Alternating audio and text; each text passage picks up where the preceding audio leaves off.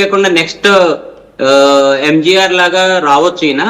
ఈయన పాలసీస్ లో కానీ కొంచెం మంచిగా ప్లాన్ చేస్తే, ఎందుకంటే ఇప్పుడు ఎవరు ఎక్స్పెక్ట్ చేయండి ఒక్క ఏజెన్సీ వీళ్ళకి ఇంత మంచిగా వస్తాయని చెప్పి మిగతా అందరూ చాలా తక్కువ వస్తాయని చెప్పాం. మేము కూడా చాలా తక్కువ వస్తాయని అంచనా వేసాం. కానీ ప్రజలు సైలెంట్ గా వెయిట్ చేస్తున్నారు అన్నమాట చేంజ్ కోసం. అంటే ఈయనకి చాలా మంచి భవిష్యత్తు ఉన్నట్టు కనిపిస్తుంది. విజయ్ ఈ స్థాయిలో రాణించగలుగుతాడు, విజయ్ ఈ స్థాయిలో అద్భుతంగా ముందుకెళ్ళగలుగుతారని ఆశించారా? అంటే డిడ్ యూ ఎక్స్పెక్ట్ ఇంత షార్ట్ టైం? మేము ఎక్స్పెక్ట్ చేయలేదు ఇంతగా వస్తారని. మాకు ఉన్నప్పుడు ముందు ఇనిషియల్ గా మాకు చెన్నై అరౌండ్ లో చూసినప్పుడు చాలా మంచిగా ఉంది. మొదట్లో ఒకసారి చెన్నై చుట్టుపక్కల అన్ని మేము ఒక 15-20 కాన్ఫరెన్స్ చూస్తే మొత్తం ఈయన కనిపించింది. కానీ అక్కడ నుంచి మేము వేరే ప్లేస్లకు వెళ్ళినప్పుడు అక్కడ మాకు విలేజెస్ లో ఎక్కువగా డిఎంకే ఏడీఎంకే టీవీకే కనిపించేది కానీ అంత డామినేట్ గా కనిపించలే. అంటే విలేజెస్ లో మేము ఎక్కువగా middle aged ladies young people కూడా చూసాం. కానీ ఇక్కడ ఏమనిపిస్తుందంటే యంగ్ పీపుల్ తర్వాత మిగతా లేడీస్ కూడా అన్ని వర్గాలు లేడీస్ లో కూడా అన్ని ఏజ్ గ్రూప్స్ కూడా టీవీకేకి ప్రిఫర్ చేశారు. ఈవెన్ సొసైటీలో అన్ని వర్గాలు కూడా చేంజ్ కావాలి అని అనుకున్నట్టు అనిపిస్తుంది. ఈ చేంజ్కి ఇది ఆయనకి ఇప్పుడు చూస్తుంటే మంచిగానే గవర్నమెంట్ ఫార్మ్ అయ్యే స్టేజ్కి వచ్చేలాగా ఉన్నారు. మంచి ఫ్యూచర్ మాత్రం ఉందని మేము చూస్తాం. కానీ మేము దాన్ని సరిగ్గా అక్కడ ఫీల్డ్ లో మాకు అంతగా మేము అంచనా కనిపించలేదు మాకు. Okay, right, thank you Rammohan Rao garu. మనతో పాటు కాంగ్రెస్ నేత ఇందిరా శోభన్ గారు జాయిన్ అవుతారు మరి కాసేపట్లో. సో అక్కడ ఇంట్రెస్టింగ్ థింగ్ ఏంటంటే ఆల్రెడీ కేరళలో రిజల్ట్ అఫీషియల్ గా డిక్లేర్ అవ్వకపోయినా 100% కాంగ్రెస్ నేతృత్వంలోని యూడిఎఫ్ ఫామ్ చేయబోతోందని మాత్రం చాలా స్పష్టంగా తెలుస్తోంది. కేరళలో యూడిఎఫ్ గవర్నమెంట్ గ్యారంటీ. ఇక్కడ ఎవరు ముఖ్యమంత్రి అని ఆల్రెడీ ఫైట్ కూడా మొదలైంది. కేసీ వేణుగోపాల్ ముఖ్యమంత్రి చేయాలనేది సోషల్ మీడియాలో వినిపిస్తున్న మాట అంట. అటు కేసీ వేణుగోపాల్ ఇంకో పేరు సతీశన్ పేరు, సురేంద్రన్ పేరు, వీళ్ళందరి పేరు వినిపిస్తున్నాయి.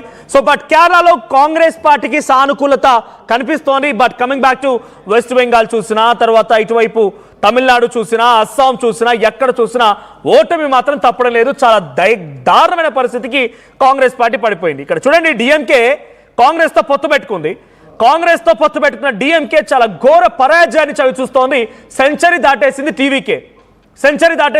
రెండో స్థానంలో అన్నా డిఎంకే అండ్ మూడో స్థానంలో డిఎంకే. ఇందిరా శోభన్ గారు జాయిన్ అయ్యారు, కాంగ్రెస్ సీనియర్ లీడర్. ఇందిరా శోభన్ గారు, వాట్ డు యు సే? కేరళలో ఉన్న రిజల్ట్ తమిళనాడులో లేదు. తమిళనాడు డిఎంకేకి మీరు అద్భుతమైన సపోర్ట్ ఇచ్చారు. డిఎంకే అక్కడ ప్రభుత్వంలో ఉంది, మళ్ళీ రిపీట్ అవుతున్న అంచనా మీలో ఉండేది. కానీ టీవీకే విజయ్ ఒక ఎన్టీఆర్ మాదిరిగా, ఒక ఎంజీఆర్ మాదిరిగా పార్టీ పెట్టిన తక్కువ కాలంలోనే అద్భుతమైన రిజల్ట్స్ వస్తున్నాయి. పార్టీని సింగిల్ లార్జెస్ట్ పార్టీగా ప్రభుత్వంలో ఏర్పాటు చేసే అవకాశం కూడా కనబడుతోంది. What do you say? మీరు ఎక్స్పెక్ట్ చేశారా ఈ షాక్ కొంత కాంగ్రెస్ పార్టీని కుదేలేలా చేసిందా? ప్యానెల్లో ఉన్నటువంటి సోదరులకు, మీకు అలాగే ఆర్టీవీ ప్రేక్షకులకు గుడ్ మార్నింగ్. తను బేసిక్ గా కొంత ఎగ్జిట్ పోల్స్ అంచనాలు 50-50గా మనం చూడాల్సినటువంటి అవసరం ఉంది ఇక్కడ.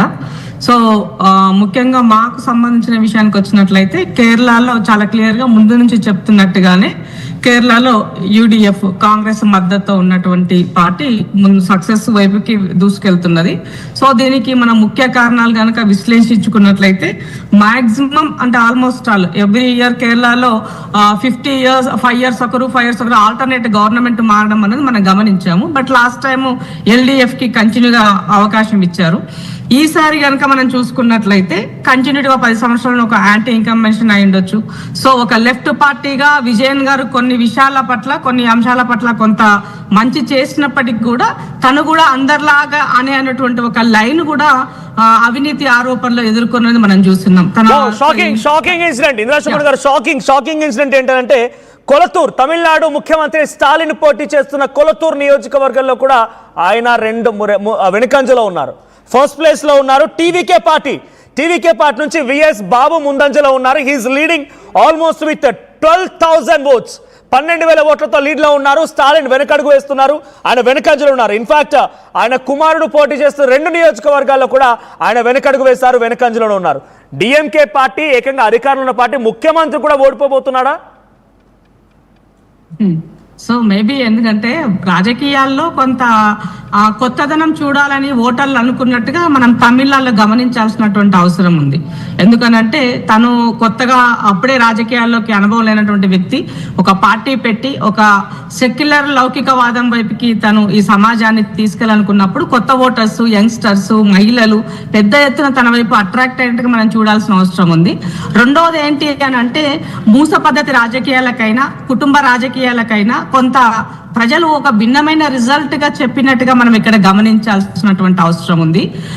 మోర్ ఓవర్ ఏదైతే తను తమిళనాడుకి సంబంధించిన దాంట్లో విజయం తీసుకున్నటువంటి దాంట్లో ఇక్కడి కొన్ని సంక్షేమ పథకాలు ఉచిత బస్సు అయి ఉండొచ్చు, అట్లాగే రైతులకి 5 లక్షల వరకు తను ఫ్రీగా వాళ్ళకి రుణమాఫీ చేస్తానని చెప్పినటువంటి అంశాలు అయి ఉండొచ్చు, అట్లాగే ఒక సామాజిక సిద్ధాంతాన్ని ముందుకు తీసుకెళ్లిన అంశం అయి ఉండొచ్చు, అట్లాగే మహిళలకి 2500 రూపాయలు ఆర్థిక సహాయం అని చెప్పే విషయం అయి ఉండొచ్చు, వివాహ సమయంలో వాళ్ళకి 8 గ్రాముల బంగారం కూడా ఇస్తానని చెప్పిన అంశం అయి ఉండొచ్చు.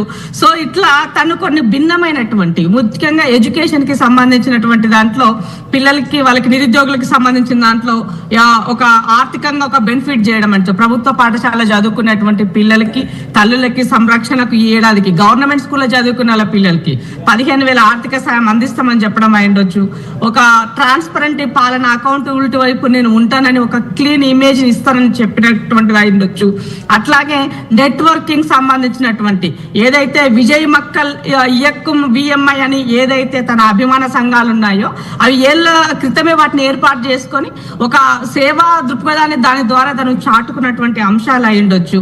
సో ఇట్లా మనం చాలా విషయాలు కనుక గమనించినట్లయితే తమిళనాడులో ఎప్పుడూ కూడా వాళ్ళ యొక్క స్థానికతకు సంబంధించి భాషకు సంబంధించి ఉన్నటువంటి కట్టుబాట్లు ఏదైతే ముందుకు వస్తుందో ఆనాడు కరుణానిధి నుంచి తర్వాత జయలలిత గారి నుంచి ఏదైతే కంటిన్యూటీగా సాంప్రదాయంగా కానీ ఎన్ని మాటలు చెప్పినా ఏం చెప్పినా ముఖ్యమంత్రి కూడా తన స్థానాన్ని కోల్పోతున్నాడు అంటే ఎలా చూడాలి? ముఖ్యమంత్రి తన కుమారుడు యాంటీ ఇన్కంబెన్షన్ చాలా క్లియర్ గా క్లారిటీగా మనకి అక్కడ కనబడుతుందని చెప్పాల్సిన అవసరం ఉంది.